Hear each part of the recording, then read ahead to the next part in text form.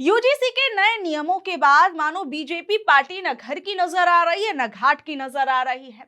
UGC में नए नियम लाने के बाद बीजेपी पार्टी ने सोचा होगा कि उसको वाहवाही मिलेगी, शाबाशी मिलेगी, लेकिन अब यूजीसी को लेकर सड़कों पर बवाल देखने को मिल रहा है। यहां तक कि बीजेपी के कुछ अपने नेता जो है एक से बढ़कर एक बयान दे रहे हैं, वो भी अपने आप में दिलचस्प है। मैं आपको बता दूं कि यूजीसी के नए नियमों को लेकर गिरिराज सिंह, निशिकांत दुबे और ऐसे बहुत से बीजेपी नेता हैं जिनके अजब गजब बयान जो है वो सामने आ रहे हैं। अब सुप्रीम कोर्ट के फैसले के बाद गिरिराज सिंह ने एक पोस्ट किया और इस पोस्ट को उसे कुछ समय बाद ही उन्होंने डिलीट कर दिया। और जो उनका डिलीट किया हुआ पोस्ट था वो इस वक्त सोशल मीडिया पर तैर रहा है, जिसमें उन्होंने क्या लिखा था वो बड़ा दिलचस्प है। उन्होंने लिखा कि सनातन को बांटने वाले यूजीसी के नियम पर माननीय सर्वोच्च न्यायालय द्वारा रोक लगाए जाने पर हार्दिक आभार। ये निर्णय भारत की सांस्कृतिक एकता और सनातन मूल्यों की दिशा में महत्वपूर्ण है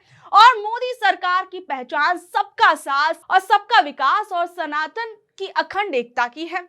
यानी आप समझ सकते हैं कि एक तरफ उन्हीं की सरकार नया नियम लाती है और सुप्रीम कोर्ट जब उस पर रोक लगा देता है तो इसमें भी गिरिराज सिंह जो है वो मोदी सरकार की तारीफें करते हुए नजर आते हैं।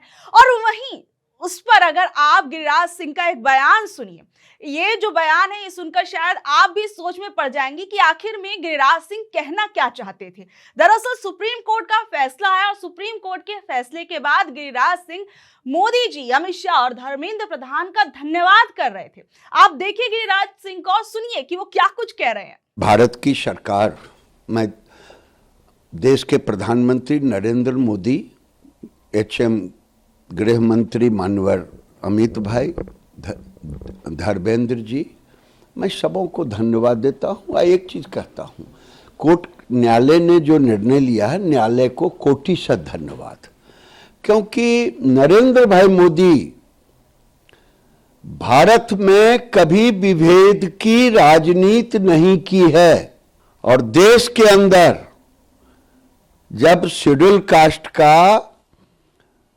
प्रमोशन का आया था कोर्ट में तो उसका भी समर्थन किया और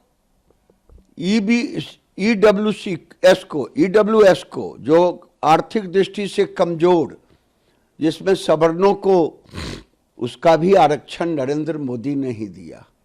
तो जो लोग राजनीति कर रहे थे वो घटिया राजनीति कर रहे थे।